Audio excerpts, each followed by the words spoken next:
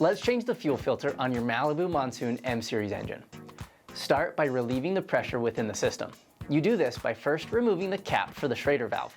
Then take a small tool, like a screwdriver, and press it into the center of the valve. You will hear a hissing sound. Once the hissing stops, you are safe to proceed. Unscrew the housing from the unit. Discard the O-ring and the residual fuel into a proper container. Next, place a catch container under the exposed filter to catch any remaining fuel. Unscrew the filter, and as you do, hold the spring at the top so it doesn't fly off. Inspect the old fuel filter and check for any loose metal or trash.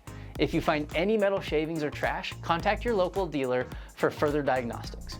If it is clear, proceed to the next step. Take the new filter and insert the spring on the top and screw the filter back into place. Grab the new O-ring and place it on the housing. Screw the housing back onto the unit. It should be a snug fit, not too loose and not too tight. Hand tight will do the job. Put the cap back on the shraeder valve, clean up any residual fuel, then cycle the boat on and off a couple times to cycle the fuel pump and prepare the engine for ignition. And just like that, you're ready to hit the water. Happy boating!